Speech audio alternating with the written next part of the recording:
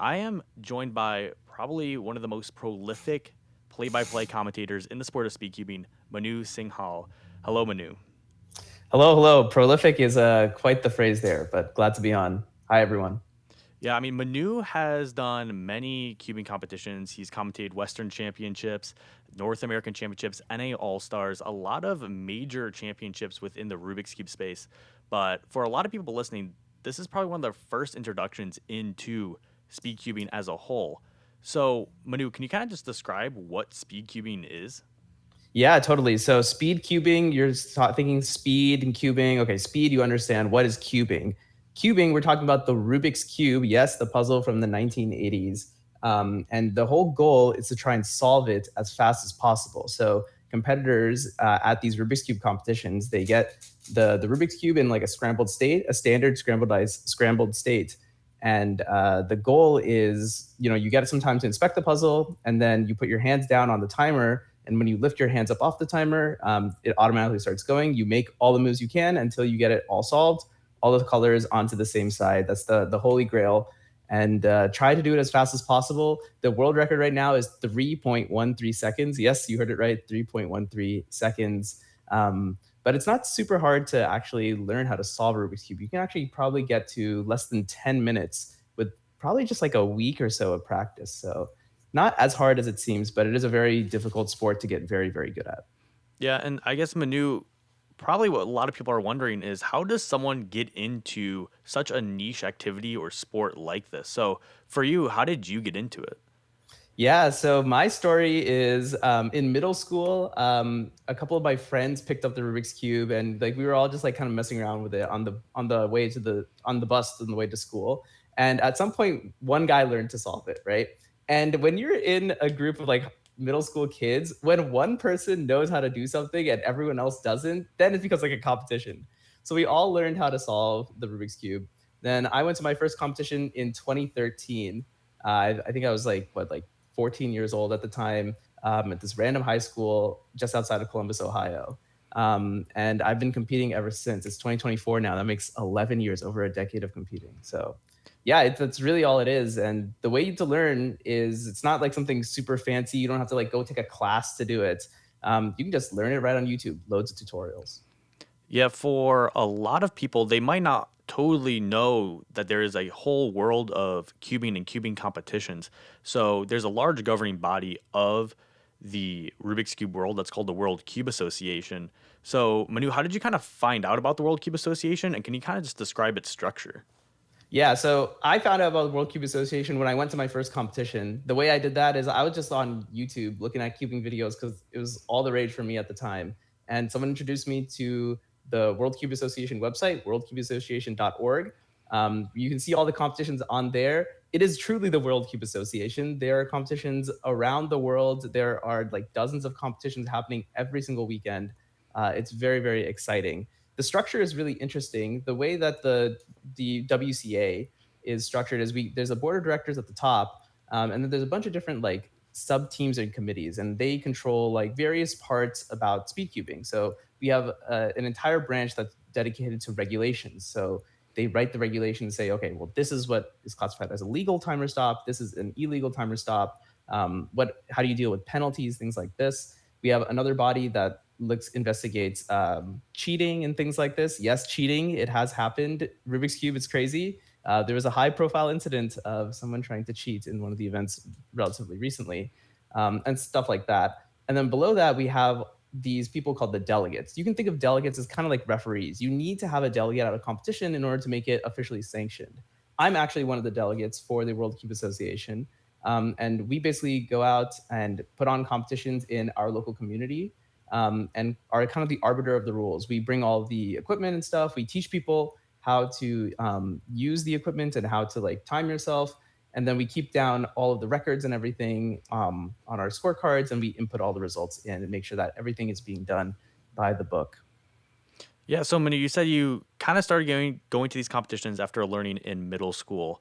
How did you kind of then become one of these delegates, and how did you end up becoming then one of the more active play-by-play commentators and get more active into the whole scene of the video production side of the Rubik's Cube world?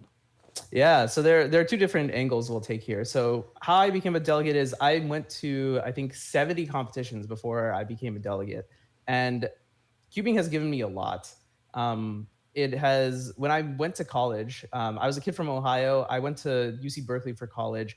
I didn't know anyone there because we're on the complete other side of the country. It was kind of like my high school self was like a really like insulated, like very introvert. Didn't want to talk to people.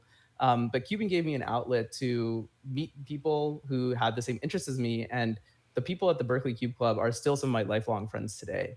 And I kind of wanted to help give back to the community in that way by volunteering my time and basically showing people that hey, cubing is like super fun. One of the ways that I personally think is really valuable is just spreading you can call it the message of cubing, if you will. And I think a great way to do that is via videos and live stream productions. So um, we've been live streaming competitions out on the West Coast for a very long time, roughly about once a month. We live stream some competitions. It's pretty easy, just put together some equipment and just get it all booted up there. That's how I started commentating because as someone who like understood um how after watching other live streams and other sports, I had some idea of like, okay, well, this is what they do in other sports. And that's just kind of how I got behind the booth for the first time. And it's led me to some pretty fun places. And cubing has never been more exciting. And I have to dedicate all of that to just the fantastic cubers.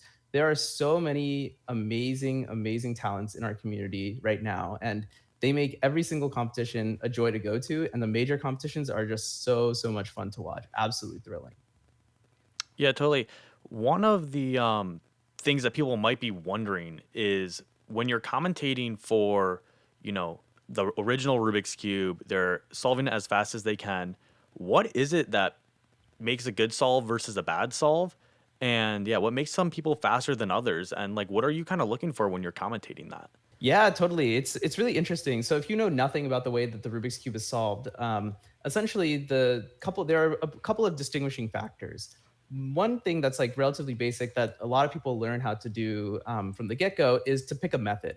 So there are many different methods to solve the Rubik's cube. People aren't just like showing up to these competitions and kind of just like randomly figuring it out on the spot. There's basically like frameworks that you can use. So we compare like methods that people use. Some methods are a little bit better than others, just because they've been more optimized over the years. So that's one thing that differentiates people. Another thing that is really different amongst a lot of like speedcubers across the spectrum is turn speed. And when you went to solve the Rubik's cube in the 80s, like you would have to use your whole hand to turn the layers because the mechanism just was kind of it had like a lot of friction and it was not super easy to do. Nowadays, modern speed cubes are designed such that you can turn them with just one finger. So turn speed is really an important factor because the faster you can turn the puzzle, the faster you can solve. The one thing that is very unobvious and at the highest level is a really big differentiator amongst the competitors who are at like the world class level is efficiency. Not only are you trying to solve the cube at all, you're trying to solve the cube in relatively small number of steps, and not all competitors can do this. And again, methods, you can have one method that like on average takes more moves, but there are also like other methods that you can use to reduce your move count and just bring it further and further down. That's kind of what we're seeing in the sport right now. So those are a bunch of different factors that we look at as commentators when trying to determine, okay, how's this competitor getting these types of insane times? And honestly, to some of us, it's also insane to see how competitors get like 6 seconds, 5 seconds, 4 second solves, and they can do that consistently. It's quite amazing. Yeah, what has been one of your, favorite solves you have commentated on that you have like also witnessed, you know, take place? Yeah, I think it's a bit tough to ask, but I think my favorite solve right now was a solve from North American All Stars, which took place this past July. I was in the commentary booth with a fellow board member, or sorry, he was on the board, Nick Silvestri, and we're watching 3x3 finals. This is in the Mall of America. So we're sitting in the rotunda of the Mall of America. There are four stories of like of spectators who are like viewing this event. And at the center, we have this guy, Timon Kolasinski. He is one of the best speed cubers in the world right now. He's from Poland. And he's on an absolute tear of an average. We measure speed cubers based on their average of over 5 solves. And we're watching the broadcast, and as he sits down, I believe it's solve three. He just has an amazing solution, perfectly fluid, no pauses at all. He ends up getting a three. I'm blanking on exactly what that time is. Three 392, I three think. nine two. Yeah, 392 is what, and Nick and I are in the booth and we're just going crazy because that is one of the few times a three has been recorded on camera. And I think that may have been one of the first times a three has ever been seen on a live stream. And he was obviously ecstatic. The rest of the room was obviously very, very ecstatic as well. That has to be probably my favorite moment in cubing right now. Yeah. So, what do you think you have to say for a lot of parents who might be kind of skeptical if their kids may be gaining the Rubik's cubes, or their kids are saying like, "Hey, I'm kind of interested in this." What would you kind of have to say for parents about maybe the benefits of Rubik's cube solving in the community as a whole? Oh yeah. So first of all, a lot of people think that okay, like Rubik's cube, there's a lot of math involved. It must be very complicated. I can assure you this is not the case. Otherwise, I definitely would not be here solving Rubik's cubes today. There's actually a lot of kids in the community. I want to say like the average age of the competitor across, at least in the United States, I think is somewhere around 13 or 14. And there are many competitors who are younger than that even. So when you go to a competition, you'll see lots and lots of people, lot of kids, a lot of like 20 somethings, a lot of adults too. So it really is for everyone. The other thing that I think is cubing excels at compared to a lot of other hobbies is kind of the wholesome inclusiveness. There's people from all different walks of life at these competitions, and the community is very, very open and willing to share secrets, share solutions, share methods, and just ways to kind of like lift us all up. If you go to a competition, you sit down, you talk to some people you've never like met before. Instantly, you start turning a puzzle, and someone will come up to you like, "Oh, what's that puzzle? That looks really cool. Here, you want to try my puzzle, and I'll try your puzzle." And you just like start having a conversation this way. It's a great way to get people to kind of like open up a little bit, and just like really find yourself inside of this community of like-minded people. And I think that that is like one of the best things that queuing has given me. It's just an opportunity to just wherever I go in the world, I can pull out a cube, and if there's a cuber nearby, they'll be like, "Hey, you have the same interests as I do. Let's chat a little." This happened to me when I was in Europe actually earlier this summer as well. I'm on my train to the European Championships. I don't know anyone there, and yeah, someone comes up to me. He's like, "Hey, that's a Rubik's cube. I'm also going to the European Championships," and then we just chit chatted a little bit on this train ride that took forever. Yeah, one of the things you said that a lot of cubers are on the younger side, and you also joined when you were a younger kid too. So now you're more on the older side of cubing. What are a lot of the changes you've seen that have just kind of happened over the course of your, you know, career here in the community of cubing? Hmm. There are a good number of changes that have happened. A lot of them have to do. A lot of them are a little bit technical. There have been a lot of there have been a lot of improvements in the types of hardware that we've used. 10 years ago, we still had hardware that was like not very good. Obviously, a lot better than like the 1980s versions of the cubes. But nowadays, cubing is like very, very diverse. You can go to an online retailer to find a speed cube, and you will. There are literally hundreds of options. And what's crazy is you'll see options between $5 and like $85, but almost any of those cubes will perform just as well for the average competitor. There's a huge range of customizability that we have in the hardware game now, which I think is good because that means that you can show up with a $5 cube and still be on like, like relatively the same level as someone who has a $70 cube. It really comes down more to like how much you practice and like the methods that you use. So I think that that's fantastic. We've also seen cubing kind of like expand pretty dramatically recently and the types of people who are cubing.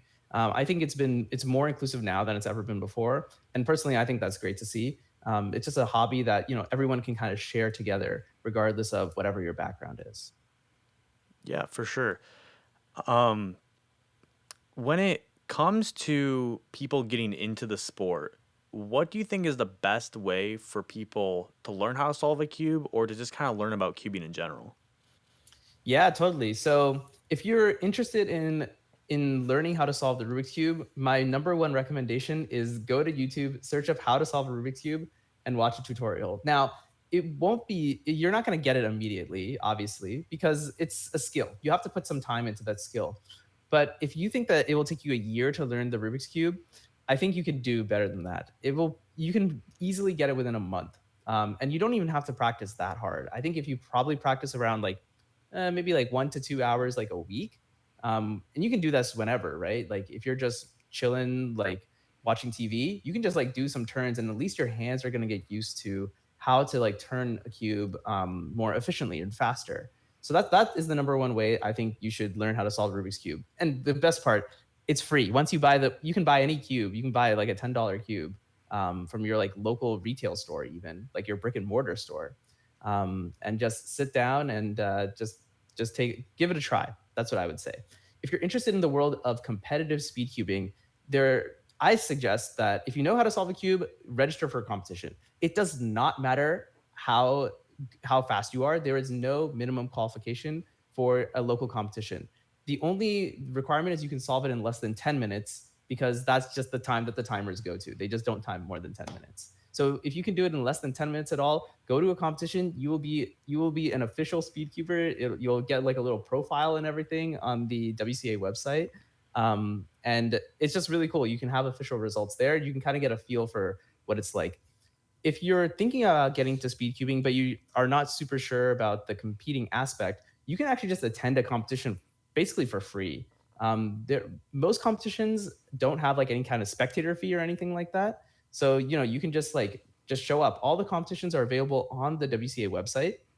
So you can just go on there. Let's say you live in Michigan, right? You can search for all the competitions that are happening in Michigan, and you'll see like a list of them. And yeah, you can just show up and you can just spectate, just kind of get a feel for what it's like. If you want to go with like like a kid or something like that, they're also more than welcome. Kind of interact with people, kind of see, okay, like this is what cubing's all about. So those are my biggest recommendations for how to get in. And it like I said, it doesn't matter what your skill level is. You're more than welcome in our community.